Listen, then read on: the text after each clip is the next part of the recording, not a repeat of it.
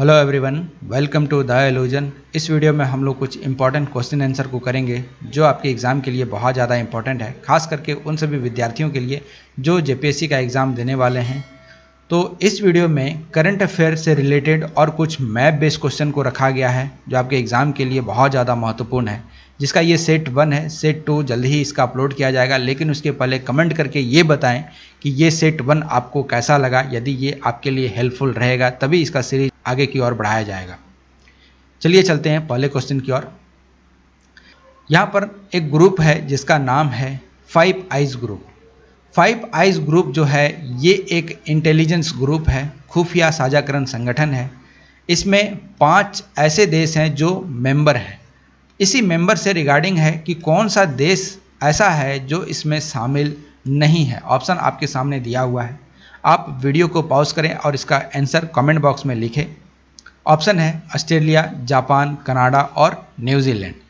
तो इसका जो सही उत्तर होगा ये ना ही ऑस्ट्रेलिया होगा, ना ही न्यूजीलैंड होगा, ना ही कनाडा होगा। इसका सही उत्तर होगा जापान। जापान इसका सही उत्तर होगा। अब जो 5 आइज ग्रुप है इसमें कौन कौन सा देश है? इसमें है Australia, Britain, Canada, New Zealand, America.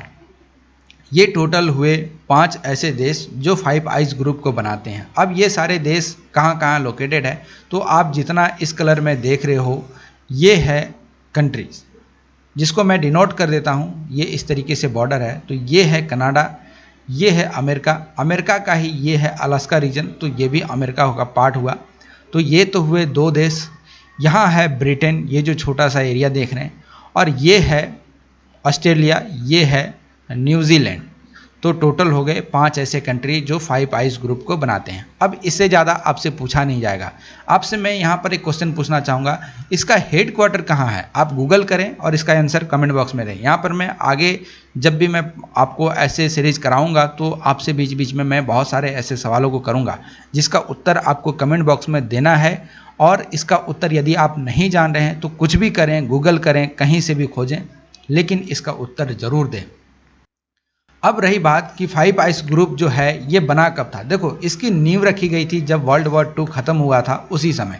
इससे ज़्यादा डीप आपको जानना अभी ज़रूरी नहीं है, आप आगे बढ़ें।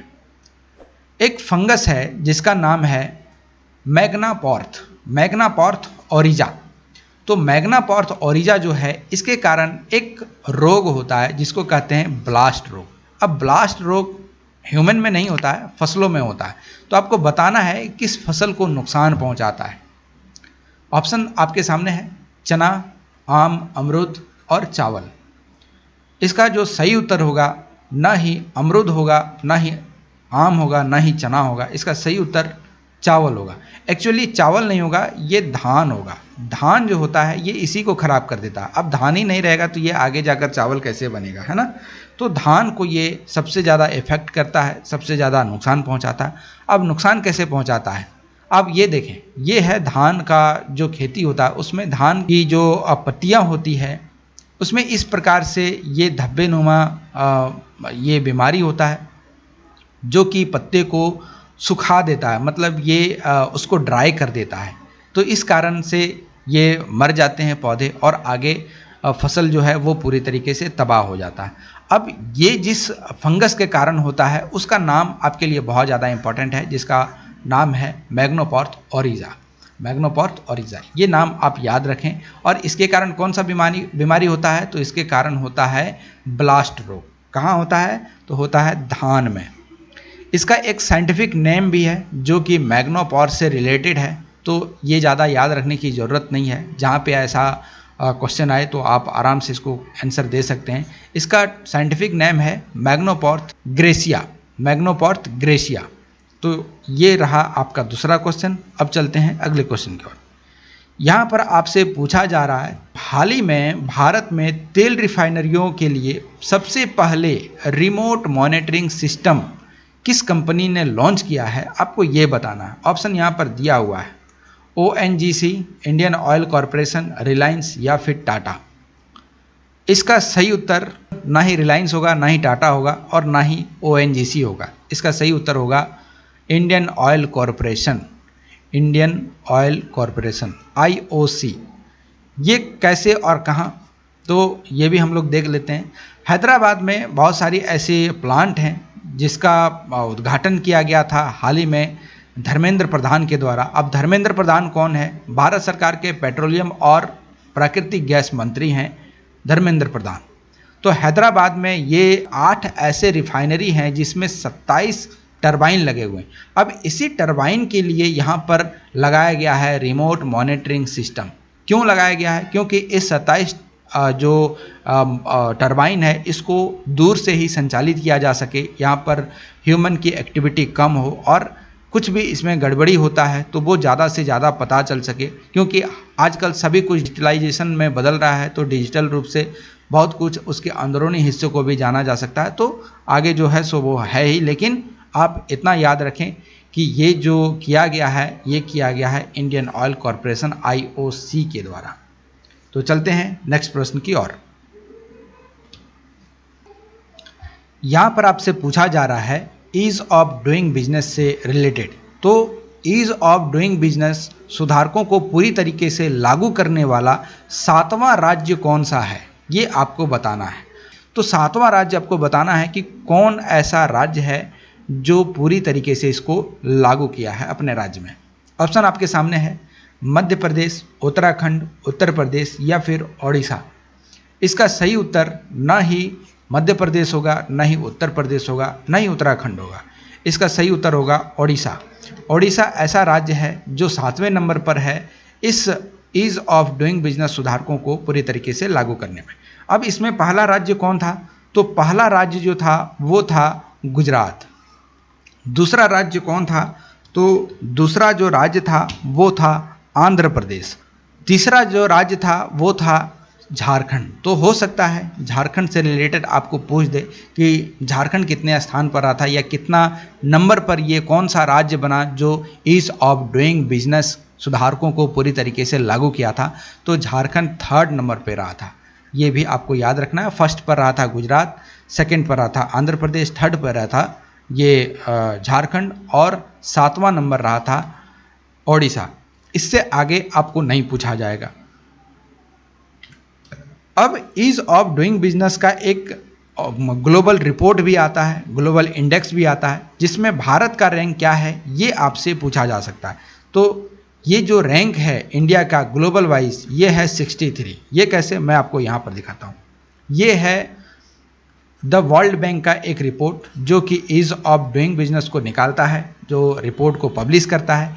यहाँ पर आप देखेंगे साउथ एशिया में इंडिया जो है ये है 63वें स्थान पर और रैंक करता है पहले नंबर पर साउथ इंडिया में, न कि पूरे ग्लोबल मार्केट में।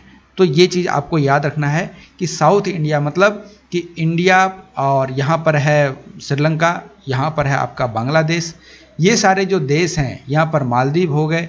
तो ये सारे जो देश हैं इन सभी में ये टॉप रैंक पर है और इसका जो खुद का रैंक है इस इंडेक्स में ये है 63।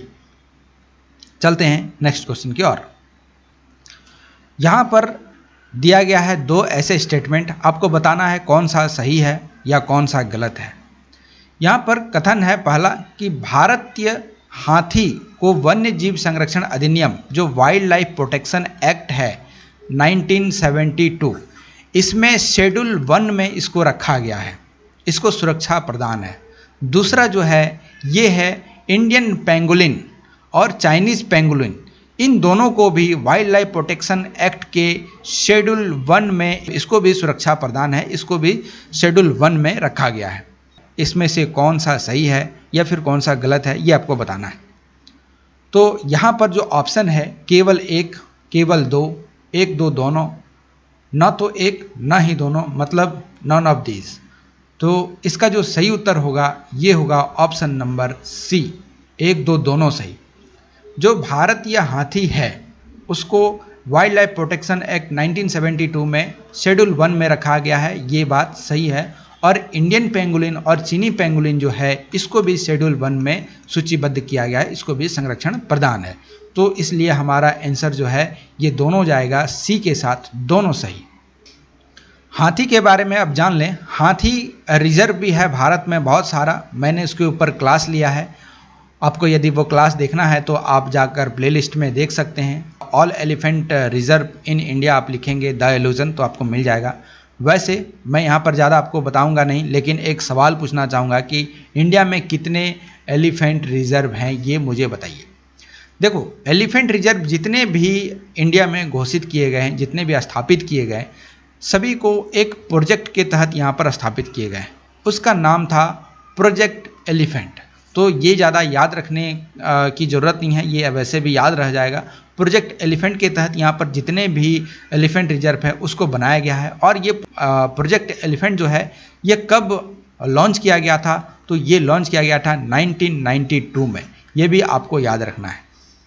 अब हाथी दो प्रकार के होते हैं, एक होता है एशियन और दूसरा होता है अफ्रीकन। अफ्रीका में जो हाथी पाए जाते हैं वो भी दो प्रकार के होते हैं, एक होता है फॉरेस्टर और एक होता है जो सवाना रेंज में पाए जाते हैं वो। अब जो एशिया में मिलते हैं हाथी वो इससे थोड़ा सा छोटे होते हैं और इससे रिगार्डिंग जितनी भी चीज़ें हैं वो आपको उस वीडियो में मिल जाएगा, यहाँ पर उसको मैं ज़्यादा डिस्कस करूँगा नहीं।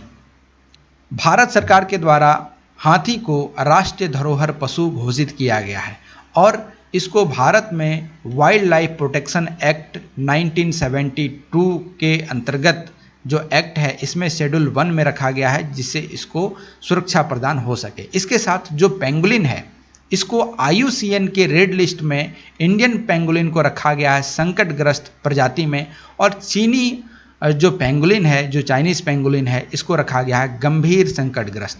मतलब ये एंडेंजर्ड है, ये क्रिटिकली एंडेंजर्ड है। और ये वन्य जीव अभयारण्य में कहाँ है, तो वन्य जीव अभयारण्य में भाग 1 मतलब शेड्यूल 1 में ही इसको रखा गया है, जैसे कि मैंने आपको बताया। यहाँ पर एक चीज़ और मैं बता दूँ, चलो हाथी की बात हो रही थी, टाइगर की भी बात कर लेते हैं। यहाँ पर जितने टाइगर रिजर्व हैं इसके लिए भी यहाँ पर एक प्रोजेक्ट लॉन्च किया गया था जिसका नाम था प्रोजेक्ट टाइगर। ये कब लॉन्च किया गया था, ये किया गया था 1972 में। तो ये भी आपको याद रखना है, ये सब क्वेश्चन पूछे जा सकते हैं। यहाँ पर आपसे पूछा जा रहा है IFSC जो अंतर्राष्ट्रीय वित्त सेवा केंद्र है, भारत का पहला अंतर्राष्ट्रीय वित्त सेवा केंद्र कहाँ पर स्थापित किया गया है, ये आपको बताना है। वन लाइनर के रूप में है, इसका आंसर तो आप सभी को मालूम होना चाहिए, काफ़ी ज़्यादा हल्का क्वेश्चन है। ऑप्शन है चंडीगढ़, पुणे, लखनऊ या फिर गांधीनगर। इसका सही उत्तर ना ही चंडीगढ़ है, ना ही लखनऊ है और ना ही पुणे है। इसका सही उत्तर गांधीनगर है। गांधीनगर गुजरात में है और गुजरात की ये राजधानी है गांधीनगर, जहाँ पर अंतर्राष्ट्रीय वित्त सेवा केंद्र को स्थापित किया गया है। नेक्स्ट क्वेश्चन हम लोग देखते हैं। यहाँ पर बर्ड फ्लू से रिगार्डिंग आपको पूछा जा रहा है। 2 स्टेटमेंट दिया हुआ है, जिसमें पहला स्टेटमेंट है बर्ड फ्लू के इलाज के लिए एंटीवायरल दवा ओसेल्टामिविर और जानाविविर इन दोनों का यहाँ पर उपयोग किया जाता है। ये फर्स्ट स्टेटमेंट कह रहा है। दूसरा स्टेटमेंट है बर्ड फ्लू जो है इसको पहली बार 1997 में हांगकांग में रिपोर्ट किया गया था। इन दोनों कथनों में से कौन सा कथन सही है और कौन सा कथन गलत है, आप कमेंट बॉक्स में इसका उत्तर दीजिए। इसका जो सही उत्तर होगा वो मैं यहाँ पर बताता हूँ। ये जो बर्ड फ्लू है इसके इलाज के लिए जो एंटीवायरल दवा का उपयोग किया जाता है, इसका उपचार जो इसके उपचार के लिए जो यूज किया जाता है वो है ओसेल्टामिविर और जानामिविर। ये दोनों ही इसके उपयोग में लाया जाता है, इसके उपचार के लिए, इलाज के लिए। ये जो पहला स्टेटमेंट है ये सही है। और जो दूसरा स्टेटमेंट है बर्ड फ्लू को पहली बार 1997 में हांगकांग में रिपोर्ट किया गया था, ये भी स्टेटमेंट आपका सही है। तो इसलिए हमारा जो उत्तर है ये जाता है ऑप्शन सी के साथ। 1 और 2 दोनों सही है। इस क्वेश्चन में आपसे पूछा जा रहा है ट्रांस फैट और ट्रांस फैटी एसिड से रिलेटेड 2 कथन यहाँ पर दिया हुआ है, जो आपको बताना है कि इन दोनों कथन में से कौन सा सही है और कौन सा गलत है। पहला स्टेटमेंट कह रहा है कि तेल और वसा का हाइड्रोजनीकरण में ट्रांस फैट और ट्रांस फैटी एसिड का निर्माण होता है। दूसरा ऑप्शन कह रहा है हाल ही में भारतीय खाद्य सुरक्षा एवं मानक प्राधिकरण ने खाद्य पदार्थ में ट्रांस फैट के स्तर को कम करने के लिए नई सीमा निर्धारित की है, जहां पर 2021 तक 3% और 2022 तक 2% का इसने टारगेट दिया है। ये आपको बताना है कौन सा कथन सही है और कौन सा कथन गलत है। देखो, तेल और वसा का जब हाइड्रोजनीकरण होता है तभी तैयार होता है ट्रांस फैट या ट्रांस फैटी एसिड। और जो खाद्य सुरक्षा एवं मानक प्राधिकरण है, इसने भी अलग मानक तैयार किया है, नई सीमा लगाई गई है इस ट्रांस फैट को लेकर। 2021 में जिसको 3% तक लाने के लिए कहा है, 2022 तक इसको 2% करने के लिए कहा गया है। तो ये दोनों स्टेटमेंट हमारा सही होता है और ये जो उत्तर है ये आपका जाता है ऑप्शन नंबर सी, 1 और 2 दोनों के साथ। अब ट्रांस फैट जो है ये होता क्या है, ये मैं आसान सी भाषा में आपको समझाता हूँ। अब बहुत हो गया किताबी भाषा, इसको आराम से समझें। आपने समोसा खाया होगा जीवन में, कभी ना कभी समोसा खाया होगा, कचौरी खाया होगा, कुछ भी खाया होगा जो तेल में छका जाता है, पूरी खाया होगा, कुछ भी खाया होगा, ठीक है। अब क्या होता है कि मान लो एक पैन में यहाँ तक पूरा तेल भरकर और इसमें कुछ तला जा रहा है, मान लो समोसा ही इसमें तल रहे हैं, खूब ज़्यादा समोसा तल दिए। अब क्या होगा कि ये तेल जो है ये घटकर हो गया इतना, घटकर हो गया इतना, इससे समोसा निकाल लिए बाहर। कोई बात नहीं, इस तेल में भी समोसे को तला जा सकता है, तो फिर इसमें समोसा डाल दिया, मतलब फुल यूटिलाइज इसका हो गया। जब तेल में कुछ भी एक बार छन गया, मतलब जब इसमें कुछ भी हम लोग पका लेते हैं, उबाल लेते हैं, इसके बाद वो तेल खाने लायक नहीं होता है। आप अपने घर में देखते होंगे, कुछ भी आप इसमें छानते होंगे, बाद में जब तेल को रख देते होंगे तो वो जम जाता है। तो वो जमा हुआ जो तेल है वो तो जमना नहीं चाहिए था, क्योंकि मान लो आप रिफाइन फॉर्चून का यूज़ कर रहे हो, मैं यहाँ प्रचार नहीं कर रहा हूँ, तो फॉर्चून का आप यूज कर रहे हो और ऐसे बना रहे हो, एक बार बनाए, 2 बार बनाए, तीसरे बार में आप बनाए तो वो तेल जब आप रखे तो वो जम गया। अब ये तेल आपके लिए हानिकारक है, ये अब बन चुका है ट्रांस फैट, इसी को कहते हैं ट्रांस फैट। तो ये आप जान गए, तो यही है ट्रांस फैट जिसको सरकार कम करने की यहाँ पर बात कर रही है। और FSSAI के द्वारा भी ये कहा गया कि आप ट्रांस फैट को हर एक फूड में कम करें। यहाँ पर ऐसा 2 स्टेटमेंट दिया गया है, वो जो स्टेटमेंट है ये सनफ्लावर सी स्टार से रिकॉर्डिंग है। अब ये है क्या, ये एक जीव है, एक लिविंग ऑर्गेनिज्म है जो समुद्र के अंदर मिलता है, एक जीव है। तो आपको बताना है इन 2 स्टेटमेंट से कि कौन सा सही है कौन सा गलत है। पहला स्टेटमेंट कह रहा है कि ये जो सनफ्लावर सी स्टार है ये पूर्वोत्तर प्रशांत महासागर में पाया जाता है या फिर पाए जाने वाला सबसे बड़ा समुद्री तारा है, सी स्टार है। दूसरा है, हाल ही में IUCN के क्रिटिकली एंडेंजर्ड लिस्ट में इसको रखा गया है। IUCN का रेड लिस्ट जो होता है इसमें इसको क्रिटिकली एंडेंजर्ड में इसको शामिल किया गया है। तो आपको इसका उत्तर देना है, केवल 1, केवल 2, 1, 2 दोनों सही या फिर दोनों में से दोनों गलत। तो देखो, ये बेसिकली मिलता है प्रशांत महासागर में ही, और प्रशांत महासागर के नॉर्थ ईस्ट एरिया में ये मिलता है।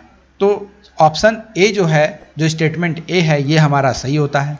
दूसरा जो स्टेटमेंट है कि IUCN के क्रिटिकली एंडेंजर्ड लिस्ट में इसको शामिल किया गया है, तो ये भी ऑप्शन जो है ये भी हमारा सही है। तो हमारा जो सही उत्तर होगा ये होगा ऑप्शन नंबर सी, 1, 2 दोनों सही। सनफ्लावर सी स्टार जो है इसको एक अलग नाम से भी पुकारा जाता है। जो इसको अलग नाम से पुकारते हैं तो वो नाम है इसका पाइक्नोपोडिया हेलियंथोइडस। तो इस नाम से इसको बुलाया जाता है, पाइक्नोपोडिया हेलियंथोइडस। तो ये मिलता है बेसिकली पूर्वोत्तर प्रशांत महासागर में, जो कि एक बड़ा समुद्री तारा है। और ये अपना भोजन क्या करता है, तो ये जो समुद्री घोंघे होते हैं, ऑर्चिन वगैरह जो होते हैं, छोटे छोटे जो जीव होते हैं, उसको ये खाते हैं और ये उसी का शिकार करते हैं। वैज्ञानिकों के अनुसार ये कहा जा रहा है कि 2013 के बाद इसकी आबादी में तेज़ी से गिरावट आई है, तो इसलिए इसको IUCN के क्रिटिकल एंडेंजर्ड लिस्ट में इसको रखा गया है और इसको एक विलुप्त प्राणी घोषित किया गया है। ये आप देख सकते हैं, ये है सनफ्लावर सी स्टार। ये कुछ इस प्रकार से दिखता है। आप यहाँ पर एक खूबसूरत फोटो इसका देख सकते हैं। चलिए आगे बढ़ते हैं। यहाँ पर आपसे पूछा जा रहा है सेंट्रल विस्टा प्रोजेक्ट क्या है।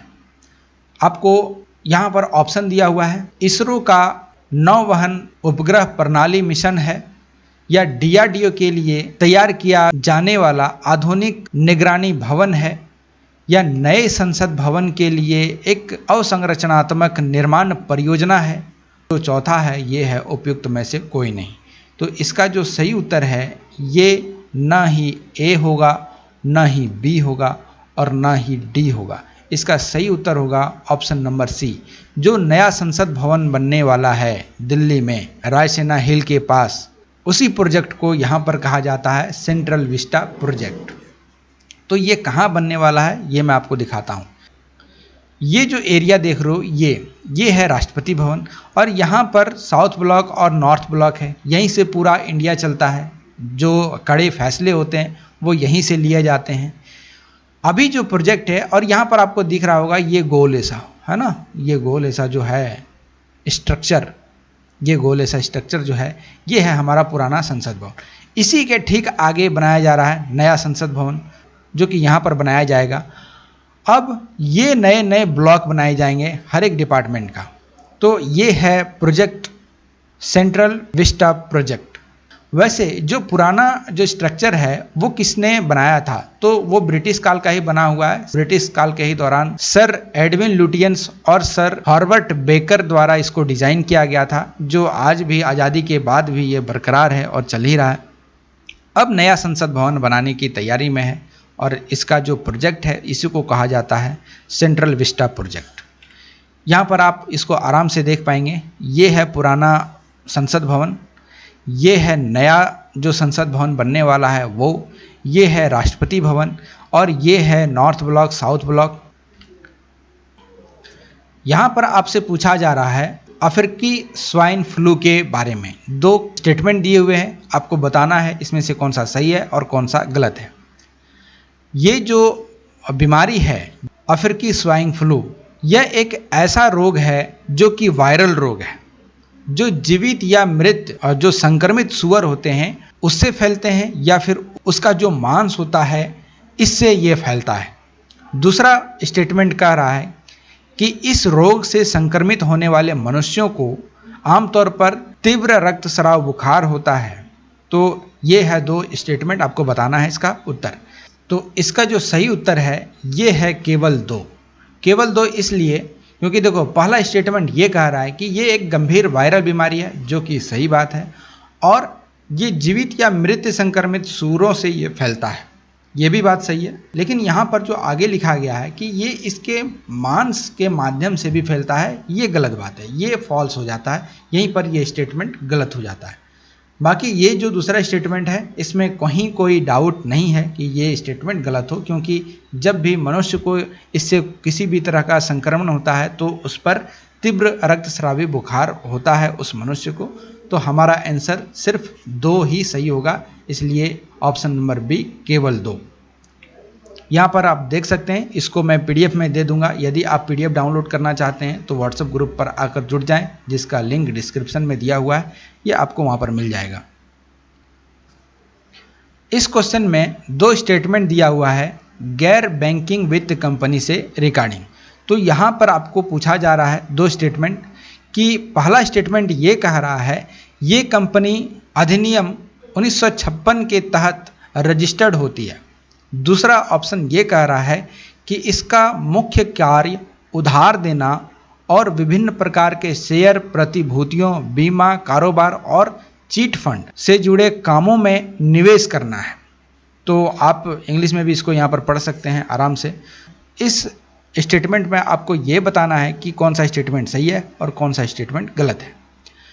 तो इसका जो सही उत्तर होगा ये होगा ऑप्शन नंबर सी, दोनों सही। ये जो दोनों स्टेटमेंट है कि कंपनी को यहाँ पर 1956 के तहत रजिस्टर्ड होना होता है, बाकी इसमें जो रजिस्टर्ड होता है वह share, securities, insurance, business and chit fund में चीट फंड से जुड़े हुए जो काम है उस पर निवेश करते हैं। या फिर ऐसे वो काम करते हैं। तो इसका आंसर जो होगा ये होगा ऑप्शन नंबर सी, 1 और 2 दोनों। इस क्वेश्चन में आपसे पूछा जा रहा है कि दक्षिणी चीन सागर जो है ये किस महासागर का हिस्सा है। कल मैंने एक लेक्चर लिया था जिसमें मैंने झारखंड का ज्योग्राफी को पढ़ाया है, करीब 1 घंटा के ऊपर वो क्लास है, सारा उसमें बताया गया। फिर अगला इसका पार्ट 2 भी आएगा, खैर वो अलग बात है। लेकिन वहाँ पर बे ऑफ बंगाल और अरब सागर जब मैं पढ़ा रहा था तो वहाँ पर मैंने ये बताया था कि ये बे ऑफ बंगाल और अरब सागर जो है ये हिंद महासागर का हिस्सा है। तो वही यहाँ पर पूछा जा रहा है कि दक्षिणी चीन सागर जो है वो किस महासागर का हिस्सा है। ऑप्शन यहाँ पर दिया हुआ है, प्रशांत महासागर, हिंद महासागर, अटलांटिक महासागर या फिर आर्कटिक महासागर। तो इसका सही उत्तर क्या होगा? देखो इसका सही उत्तर आप इसको छांट कर भी कर सकते हो। आर्कटिक महासागर ये होगा ही नहीं, क्योंकि जो चाइना है वो इंडिया के ऊपर है, तो आर्कटिक तो बहुत ज़्यादा ऊपर जाना पड़ता है। अटलांटिक महासागर ये कहाँ है? तो ये अफ्रीका और अमेरिका के बीच में है। उसके बाद आता है हिंद महासागर। तो देखो हिंद महासागर जो है वो इंडिया का जो ये जो भाग है अफ्रीका का कुछ इसी तरह है ना, हाँ, और ये इधर बढ़ा हुआ है, यहाँ पर ऑस्ट्रेलिया है। तो ये जो भाग हुआ ना, ये यहाँ से यहाँ तक, ये कहलाता है हिंद महासागर। अब चाइना यहाँ आता है इस तरीके से, तो चाइना के पास तो ये आया नहीं, हिंद महासागर यहाँ तक तो एक्सटेंड है नहीं। तो एक ही ऑप्शन हमारा बच जाता है और वो बचता है सिर्फ ऑप्शन नंबर ए, प्रशांत महासागर। तो इसका सही उत्तर प्रशांत महासागर ही होगा। तो इसको मैं आपको मैप में दिखाता हूँ। यहाँ पर आप देख सकते हैं ये है चाइना, ये है इंडिया। तो ये है इंडियन ओशन, जो ये आप रीजन देख रहे हो ना, ये आता है इंडियन ओशन के अंतर्गत। लेकिन ये है हमारा पैसिफिक ओशन। पैसिफिक ओशन मतलब प्रशांत महासागर। इसमें भी ये है साउथ, ये है नॉर्थ। तो ये नॉर्थ में आता है। यहाँ पर ये जो आप एरिया देख रहे हो, ये वाला एरिया, ये जो एरिया है, मैं फिर से इसको डिनोट कर देता हूँ ताकि ये आपको अच्छा दिखे, वो भी लाल कलर से। ये जो आप एरिया देख रहे हो, ये पूरा एरिया, ये पूरा एरिया, ये है साउथ चाइना सी। ये काफ़ी ज़्यादा न्यूज में है, ठीक है।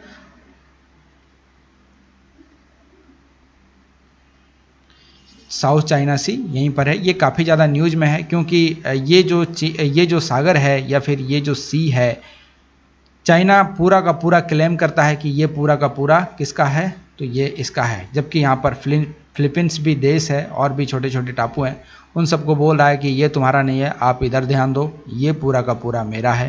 क्योंकि देखो पावर जिसका जितना है वो उतना ही राज करेगा, ये आजकल का समय हो गया है। तो खैर आपको ये जानना बहुत ज़रूरी था कि ये देखो ये जो सागर है ये पार्ट है किसका, तो ये है प्रशांत महासागर का पार्ट। यहाँ पर आपसे पूछा जा रहा है सेंट बोआ से रिगार्डिंग सवाल। 2 स्टेटमेंट यहाँ पर दिए गए हैं। पहला स्टेटमेंट ये कह रहा है कि भारत में जो सेंट बोआ पाया जाता है उसको वाइल्ड लाइफ प्रोटेक्शन एक्ट जो है 1972, इसके तहत संरक्षण प्रदान है। दूसरा स्टेटमेंट कह रहा है कि अंतर्राष्ट्रीय स्तर पर जो सेंट बोआ है इसको साइटीज़ के शेड्यूल 2 में इसको रखा गया है और इसको संरक्षण प्रदान किया गया है। तो ये आपको बताना है इसमें से कौन सा स्टेटमेंट सही है और कौन सा स्टेटमेंट गलत है। तो जो हमारा पहला स्टेटमेंट है कि भारत में सेंट बोआ जो है इसको वाइल्ड लाइफ प्रोटेक्शन एक्ट 1972 के तहत संरक्षण प्रदान है, ये बिल्कुल सही है। और दूसरा जो है अंतर्राष्ट्रीय स्तर पर जो सेंट बोआ है इसको साइटीज़ के द्वारा शेड्यूल 2 में संरक्षण प्रदान है, ये भी बात हमारा सही है। तो हमारा जो सही उत्तर होगा ये होगा ऑप्शन नंबर सी, 1 और 2 दोनों सही। अच्छा, लेकिन सेंट बोआ होता क्या है, अब ये भी तो जान लें। देखो सेंट बोआ ये है, सेंट बोआ एक सांप है, ठीक है ना। क्या है? एक सांप है सेंट बोआ। ऐसा कहा जाता है कि इसके दोनों तरफ सर होते हैं, लेकिन ऐसा होता नहीं है, क्योंकि आगे का भाग जो इसका सर है ये काफ़ी मोटा होता है और उतना ही मोटा इसका जो पूंछ है ये भी होता है। इसलिए जो ह्यूमन है वो काफ़ी ज़्यादा कन्फ्यूजन में रहता है कि ये इधर से भी है और ये इधर से भी है। बहुत सारे ऐसे व्यक्तियों का मानना है कि ये 6 महीना आगे से चलता है और 6 महीना जो है ये पीछे से चलता है। तो ये अवधारणा बिल्कुल गलत है, इस पर आप ना जाएं।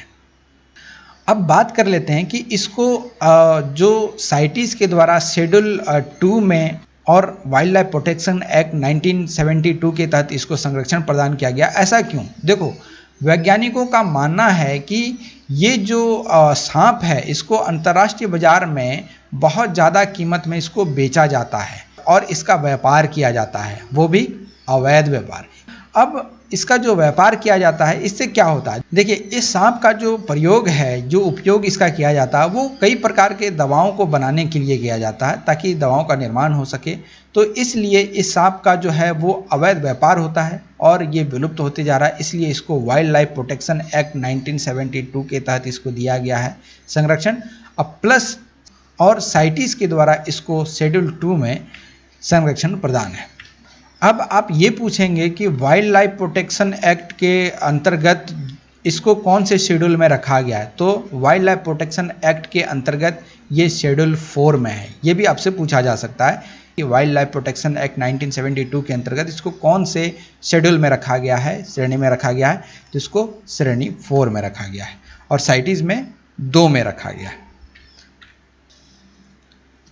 इस क्वेश्चन में आपसे 2 स्टेटमेंट पूछा जा रहा है जो कि नेशनल ग्रीन ट्रिब्यूनल के रिगार्डिंग है। तो आपको बताना है इन दोनों स्टेटमेंट में से कौन सा स्टेटमेंट सही है।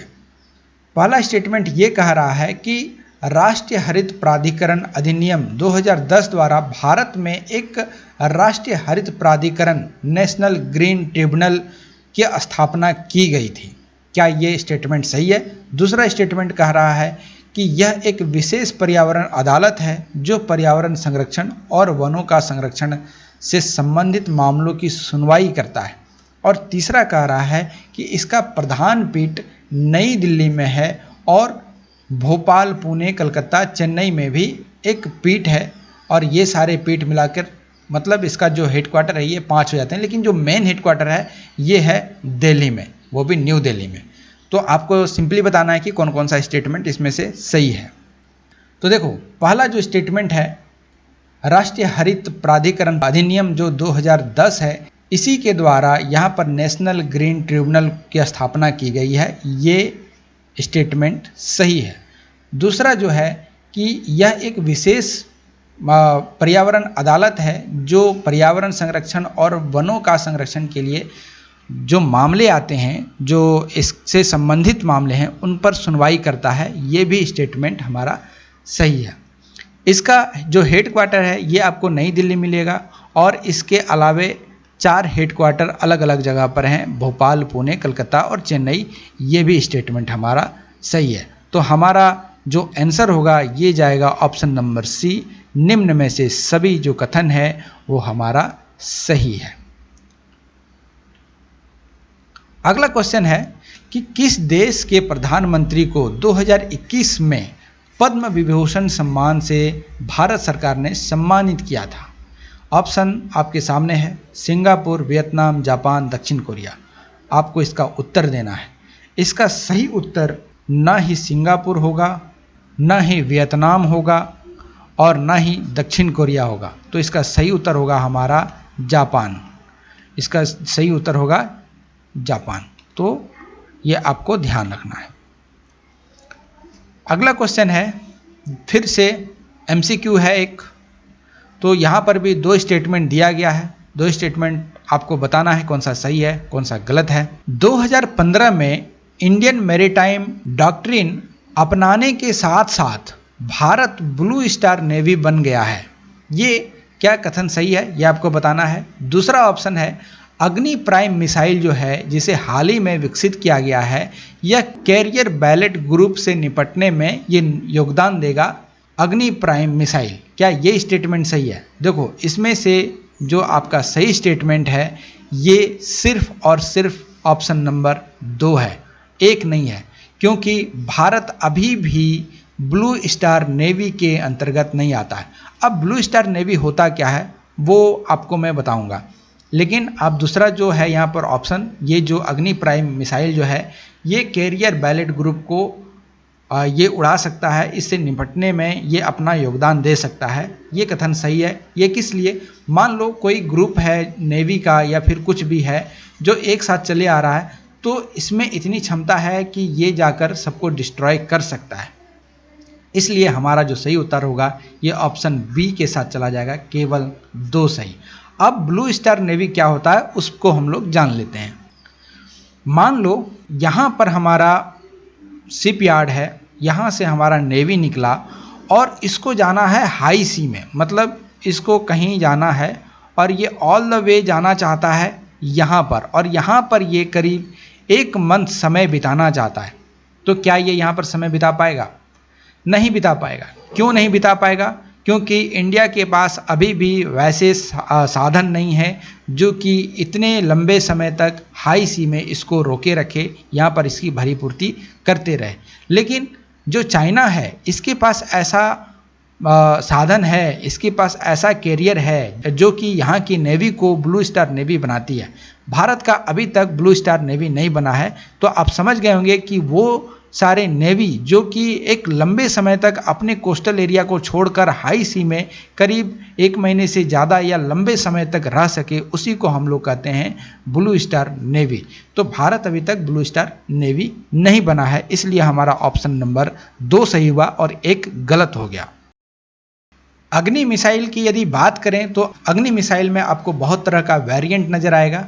अग्नि 1 जिसका रेंज है 700 से 800 किलोमीटर, अग्नि 2 जिसका रेंज है 2000 किलोमीटर, अग्नि 3 जिसका रेंज है करीब 2500 किलोमीटर से थोड़ा सा ज़्यादा, क्योंकि यहाँ पर कहा जा रहा मोर देन, है ना।